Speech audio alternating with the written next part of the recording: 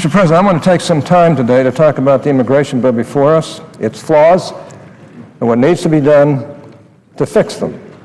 Now, I first want to note that I voted in favor of reporting this legislation out of the Senate Judiciary Committee. I worked in good faith with my colleagues to secure the inclusion of provisions in addressing things like high-skilled immigration and a new agricultural visa program. Indeed, throughout the Judiciary Committee process, I was a willing negotiator on many important issues surrounding this bill. In general, I am in favor of immigration reform, and I want to see this bill succeed. I also want to commend my colleagues for their work on this legislation so far. Up to now, I think the process has been fair. It's been transparent, and I believe bipartisan. I hope that will continue now that the bill is on the floor. It's important that we continue to work on a bipartisan basis because the bill is far from perfect. You can't look at it without knowing that. In my view, there are a number of issues that need to be addressed before this legislation is ready for final passage. During the Judiciary Committee's consideration of S-744, I introduced 4 amendments on issues that fall under the jurisdiction of the Senate Finance Committee. At the time, I stated that my continued support for the bill was contingent on whether those issues were addressed before final passage. Today, I will file similar amendments here on the floor with the hope that I can work with my colleagues to address these concerns. I want to say up front that despite what will likely be several claims to the contrary, these are not poison pill amendments. I have no desire to weaken the bill or to threaten its prospects for final passage. Indeed, I think my 4 amendments will make it easier to pass the bill with strong bipartisan support, not only here, but in the House. Senator Rubio, a member of the Gang of 8, is a co-sponsor on these amendments. I appreciate his willingness to work with me on these important issues.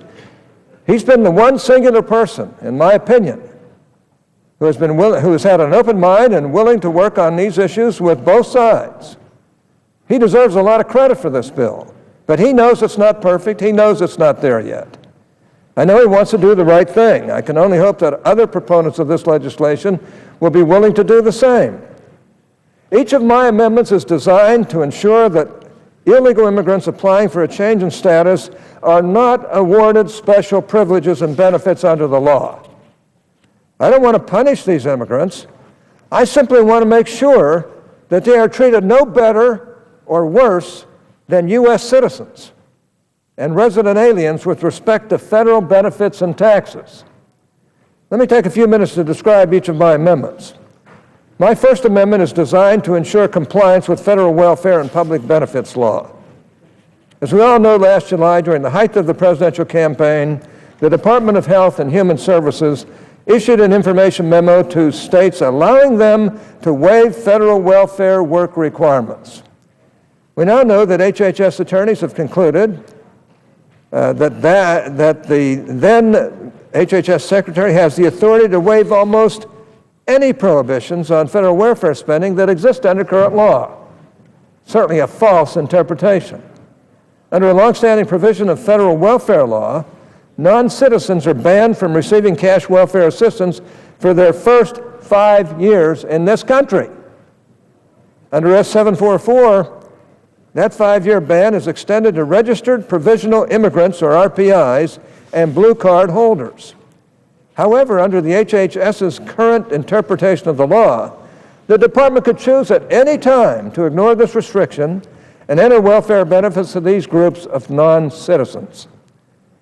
My amendment would simply clarify the law to make clear that the Obama administration does not have the authority to allow states to waive these long-standing restrictions and ensure that welfare benefits are not offered to non-citizens as a result of this bill. As I stated, this is not punitive. This is not designed to punish any illegal immigrant seeking a change in status. It is instead designed to preserve the balance that exists under current welfare law. Some critics of the underlying bill have claimed that it will allow illegal immigrants to receive welfare benefits. And when you couple the bill with HHS's recently claimed waiver authority, these critics actually have a point. My amendment would protect the bill from this type of criticism. That's a step in the right direction. I think it'll bring people onto the bill. Let me make one thing clear. no one who is currently eligible to receive welfare benefits will be denied them as a result of this amendment. Instead, this amendment does something we should have done long ago, which is to assert the prerogatives of the Congress in the face of executive overreach. There's no question that, with its information memo permitting states to waive federal welfare work requirements, the Obama administration overstepped its statutory authority.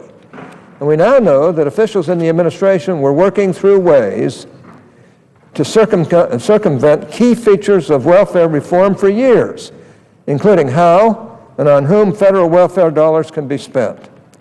So we know they believe they can allow states to spend federal welfare dollars on non-citizens, so I don't think it's far-fetched to conclude at some point they will allow states to spend federal welfare dollars on non-citizens. Congress needs to act to prevent this and future administrations from engaging in this type of overreach. That's the purpose of this amendment, my amendment. My second amendment would apply a 5-year waiting period before immigrants become eligible for tax credits and cost-sharing subsidies under the Affordable Care Act, or the so-called Affordable Care Act. Under current federal law, most lawful permanent residents or green card holders must wait 5 years before they're eligible for most means-tested benefits, including Medicaid and TANF, the Temporary Assistance for Needy Families. However, the bill does not apply this same 5-year waiting period to the premium credits and subsidies offered under the Affordable Care Act.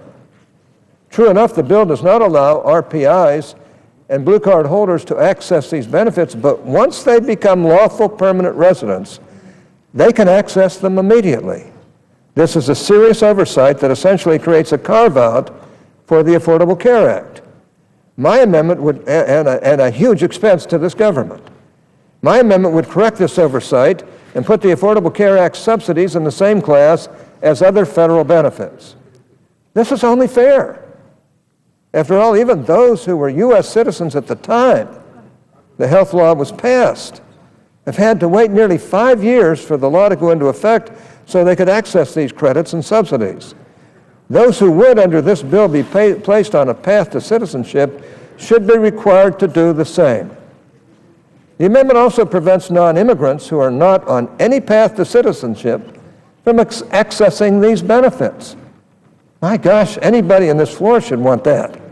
Under the bill, a ban on Affordable Care Act benefits is applied to only RPIs and blue card holders, but not to non-immigrants.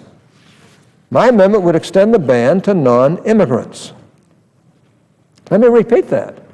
Under the bill, a ban on Affordable Care Act benefits is applied to only RPIs and blue card holders, but not to non-immigrants. My amendment would extend the ban to non-immigrants. Once again, my goal with this amendment is not to punish any immigrant applicants or deny them benefits that they might be entitled to under the law. I simply want to ensure that we're not creating a new class of people with special access to federal benefits. We can prevent that by imposing the same waiting periods on Affordable Care Act subsidies that we place on other federally means-tested benefits.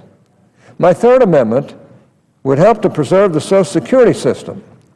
Under current law, for a worker to be eligible for Social Security benefits, they must be classified as, quote, fully insured, unquote, or, quote, permanently insured, unquote. To become insured, a worker accrues quarters of coverage during the years they work in the United States.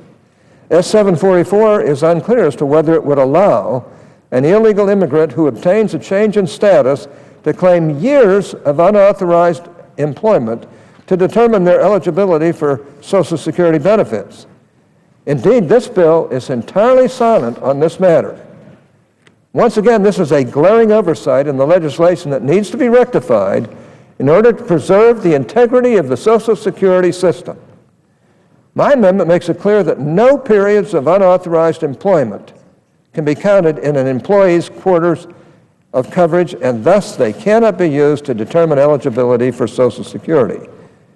This is not a matter that can be simply overlooked. If someone was not authorized to work in this country but made the calculated decision to work anyway using a made-up or stolen Social Security number, or if someone overstayed their visa and worked anyway, they should not have been working and paying into the Social Security system. Consequently, they are ineligible for benefits until they become citizens. Once again, there's nothing punitive involved with this amendment.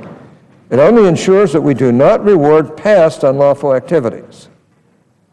Once they're lawful, under this bill, they can participate, but not for the past unlawful activities. That's like rewarding people for doing wrong and disobeying our laws and ignoring the obligations that come with living in the United States of America. And it's a punch in the face to every law-abiding citizen that's been making these payments. The amendment provides the fairest and most workable path forward. Now, my fourth and final amendment is the one that's garnered the most attention, as it should in some ways. I think all three of these amendments have been very important and will be very important in this debate. And I'm certainly hoping my colleagues on the other side will recognize that and help to pass them. This Fourth Amendment would modify provisions in the bill relating to back taxes to include all income and employment taxes owed by immigrant applicants. For the past few months, proponents of this legislation, including members of the so-called Gang of Eight, have been claiming that as a condition of being put on a path to citizenship, illegal immigrants will be required to pay back taxes. This claim was repeated in the halls of Congress, on Sunday morning talk shows, and in casual conversation. This was a promise made as a chief response to arguments that the bill would provide amnesty for illegal immigrants. However, under the current draft of the legislation, this promise goes largely unfulfilled. The bill currently states that illegal immigrants cannot apply for a change in status unless they have, quote, satisfied any applicable federal tax liability, unquote. Well, that is all well and good. Under this standard, immigrant applicants will not be required to pay any portion of their back taxes owed to any part of their U.S. residency unless the IRS has already made a tax assessment. This will only occur in the very rare case where the IRS has already audited an immigrant applicant and found a tax deficiency. So put simply, very few people will be required to pay back taxes under this provision. My amendment would require RPI applicants to demonstrate that they either have no obligation to pay back taxes or to actually pay the back taxes that they lawfully owe. It also requires them to remain current on their tax obligations once they obtain the change in status. Once again, Mr. President, this is only fair. Some may claim that it's punitive, but that's absurd. Is it punitive to ask immigrant applicants to live up to the same standards and requirements imposed on citizens and legal residents? No.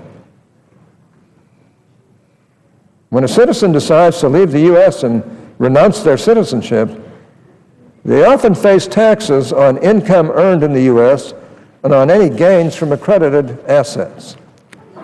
Is it punitive to apply a similar standard for those seeking U.S. citizenship? Think about that. When a U.S. citizen decides to leave the U.S. and renounce their citizenship, they often face taxes on income earned in the U.S. and on any gains from appreciated assets. That's not punitive. The answer, of course, is it's not punitive. My amendment would not punish any immigrant applicants. It would simply ensure that they pay no more and no less than U.S. citizens and resident aliens in the same economic position. In addition to claims that requiring the payment of back taxes is punitive, some have already claimed that it will be impossible to enforce because the applicants won't be able to determine what they owe in back taxes. This, too, is extremely misguided. The IRS is well experienced in estimating the tax liabilities for people who, for whatever reason, lack the records that normally support a tax return. They do it for U.S. citizens. Why can't we do it for people who now want to be on a path for citizenship, but who haven't played by the rules? It just makes sense. Using bank records, credit card statements, housing records, and other evidence of an individual's lifestyle, the IRS is able to construct returns and estimate tax liabilities for non-filers who are U.S. citizens and resident aliens. The same process can be used for immigrants looking to qualify or certify, that they no longer owe any federal taxes. That's not a tough thing to do. It's something they do every day at the IRS. And it may very well be that a number of these people didn't make enough money to really pay any taxes anyway, but they should at least have to be honest about where they stand. And they should at least have to do what regular citizens in this country have to do. We're not asking any more or any less than that. In the end, the only way proponents of this bill can escape the label of amnesty is to ensure that immigrant applicants fulfill all their legal obligations and that they are not accorded any special treatment. We're talking about amnesty here. This is the way to get rid of amnesty and to pass this bill. And you simply cannot do that without requiring that they pay any taxes they still owe for income they earned during their U.S. residency. I think the authors of the bill know this because, once again, they've been claiming that the bill requires the payment of back taxes for months now. My amendment would simply fulfill the promise that they've already been making. Let's get it right. Let's not play games on this. What's more, if we put this amendment into effect, we would be reducing the tax gap. As you know, the tax gap is the difference between what is actually paid to the IRS and what taxpayers owe under the law. The most recent tax gap estimate we have is from 2006, when the tax gap was approximately $385 billion for a single year. A number of my colleagues talk a lot about closing the tax gap. On both sides of the floor, by the way. My amendment would take significant steps toward doing just that. Mr. President, as I said at the outset, none of my amendments are designed to punish immigrants who come forward out of the shadows. And none of them are designed to poison the well for immigration reform. My aim throughout this process has been to improve the bill. I believe we're engaged in an important effort here, but we have to do things the right way. And I made that effort during the markup of this bill. I didn't bring these 4 amendments up because they were Finance Committee amendments and probably would have been ruled out of order in the Judiciary Committee. And I agreed to defer with my colleagues on the other side of the aisle till the floor. Now I'm finding that all of a sudden there are roadblocks being put up on these very simple amendments. Too often over the past few years, the Senate majority has opted to ignore opportunities for bipartisan cooperation on issues of great importance. When the Senate first took up immigration reform, proponents of the bill said they were hoping to get at least 70 votes in the Senate. I said at the time that that was an important goal, that we needed to get at least that many votes to send the right message to the House of Representatives. However, this week there are indications from the Democratic leadership that they are willing to set these goals aside if they just get 60 votes. Well, guess where that's going to go with the House? We get 70 votes. It puts pressure on everybody involved in this matter, and I think we can get 70 votes. According to news reports out just today, 2 members of the majority leadership have indicated that they don't want to make too many concessions to conservatives in order to get Republicans on board. Instead, they just want to focus on getting 260 votes. Needless to say, I think that would be a serious mistake. I think there are a lot of people on this side who would like to vote for a final bill here. But they're going to need amendments like these that are basically simple amendments, non-punitive amendments that make sense, that basically show that we're not for amnesty. Immigration reform is too big to be done by just one party. And it can't be done with the support of just a small handful of Republicans, as courageous as those Republicans have been, as far as I'm concerned. It's going to take members of both parties to put together something that can not only pass, but also something that will work once it becomes law. We do have an opportunity to come together here on something that will make a real difference for a lot of people. Something that, if done correctly, can do a lot of good. I hope we don't waste this opportunity in favor of yet another political exercise. And once again, stated outright, I want to support this legislation, But I'm not going to if we don't do common sense things like this. And I'm laying down the gauntlet. I want immigration reform to succeed. These amendments will help it to succeed, not only here, but in the House of Representatives as well. But unless we address these four issues I've outlined today, and there are others, but these are the ones that I've decided to bend my plow over. Unless we address these four issues, I believe the bill is designed to fail. If not here in the Senate, then in the House of Representatives, and it would deserve to fail as far as I'm concerned. Most importantly, if we don't address these issues, the bill will not be able to be implemented in a fair and equitable way. And I think the American people would be justly outraged. Now, I know there are some who don't really care about these important issues. Now, I just urge my colleagues on both sides of the aisle to support my amendments. I think it's critical that these amendments pass. Or work with me to find ways that I can please both sides. But I think they're pretty straightforward amendments. I was promised by leaders in the Gang of Eight that they would work with me, that they would help me to get these things done. I consider those promises to be very important. And yet I've had some indication over the last few days that maybe they're not going to work with me. I don't think anybody's acted in better good faith than I have. And as I've said, I'd like to support the bill. And make no mistake about it, I don't want people stiffing me on things that I consider to be important without even talking, without even working with me to resolve any problems they may have. And I'm not the kind of guy who takes that lightly. I think there's too much partisanship around here anyway. And frankly, if we could pass this bill with these amendments, I think it would go a long way to showing that not just four Republicans on our side, who are courageous as far as I'm concerned, as I think the Democrat four are courageous in the Gang of Eight. But they're not the only ones who should support this bill if it's done right.